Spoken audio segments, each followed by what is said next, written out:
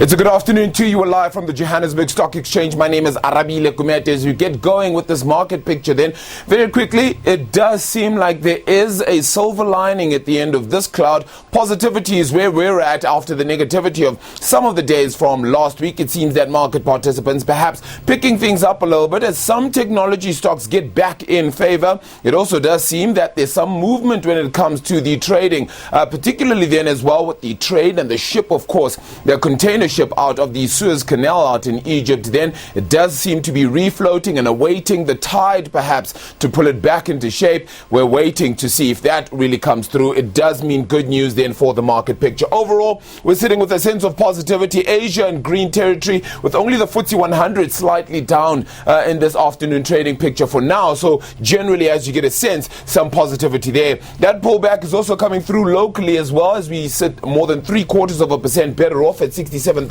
just over 300 points there. One of the best gainers today have been the financial counters, which are 2 1/3% better off, and that's moved up by the banking counters, which are nearly 3% stronger. Also, when it comes to the currencies, or rather the shares that have gone higher today, Sun International enjoying themselves there, going up nearly 6% on that picture. The SA corporate real estate, they've said that their real estate portfolio has actually dropped off by 1.4 billion rand to 16 billion. What does that mean for the entity? And really, is there any hope really for the real estate market? Also a key question on that front. In terms of negativity though, we do have Amplats, Royal Bafokeng Platinum all going down today more than 2%. In terms of the commodities, Brent crude oil has gone up 0.9%, and it was down a little bit earlier on, almost as much as 2%, as we hadn't had any sort of major changes when it comes to the movement out of the Suez Canal. But then just closer to 7 o'clock, we got some change, and now we're finally sitting with an oil picture that has gone up past $65 there.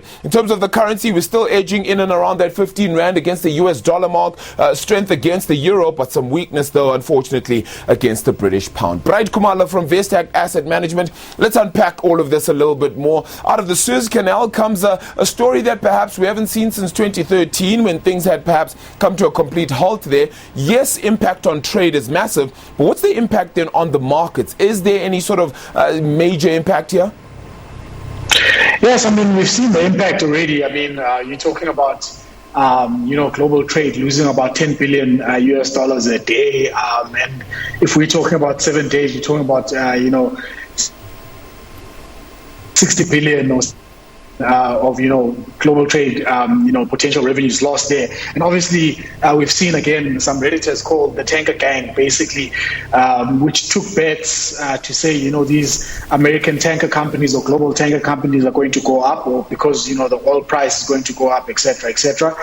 They've been right so far. I mean, we've seen these companies jump about 15%, the likes of Nordic American Tankers or TK basically jumping 15% and 13% respectively. This was just on Friday alone, but if you take the week's returns of these businesses, these guys have actually done spectacularly well. But again, I mean, we would like to see the Suez Canal back in full operation, which is the news we're all waiting for, and we actually haven't gotten those news because I mean, temporarily floating the ship doesn't mean like traffic can be redirected to the Suez Canal just yet. So we're still waiting on those news, and hopefully that happens very soon. But in the interim, I mean, it's been very good potentially very good for South Africa, as most of the traffic has been going through down the Cape.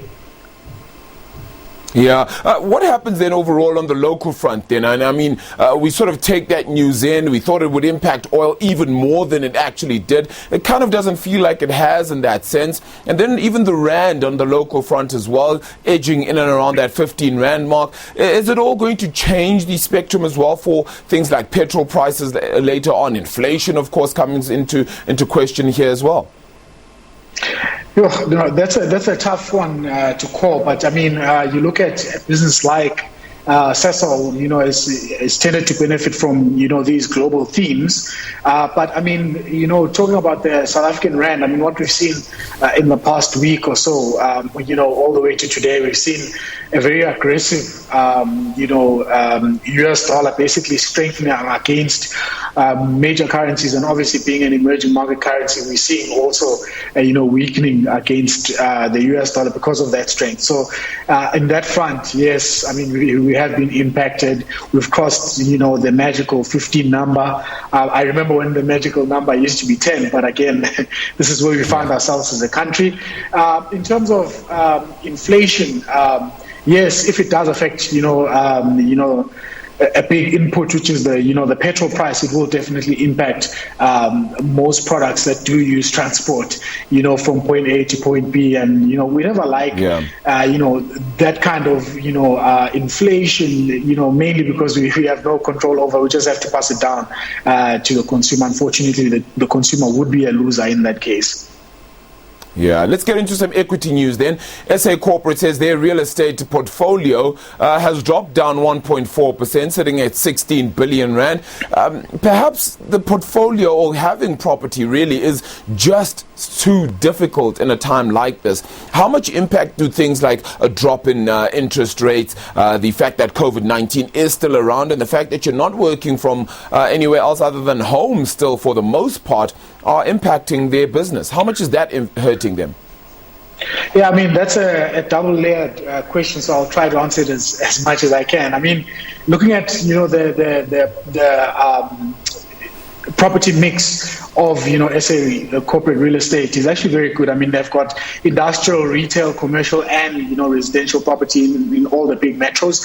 So things are not looking so bad, from that front. Because if they were, say, an office space only, you will be talking about a calamity. I mean, if you look at, their loan to value, it hasn't been actually, affected that much. It's been a small movement of around 2%. So that's, that's not too bad. But I mean, net property income decreased about, 20.3% on a like-for-like basis. So we've seen distributable income down about a third, which is not good. You never want to see that. And meaning that, distribution per share basically more than halved for the shareholders that hold this business. But now to answer your question with regards to, where to for property here, I mean, you look at the share price of SA Corporate Real Estate today, it's actually bounced close to 6% into the green, which is a function of obviously like the things you spoke about, lower rates being here for longer, which is something we saw from last week's meeting when our central bankers met, which bodes well for this company, gives them, that breathing room to actually, stay in the market for longer. And in terms of, when people, start going back to their normal routines, you'll see these businesses tend to do well as, we use their properties, especially on the retail front. It's going to be very critical, to get that vaccine going. And obviously we've been listening to the president right now saying that they are not really late. They're just not getting the vaccine on time, which is late at the end of the day. So, ultimately it still is late, right? Yeah.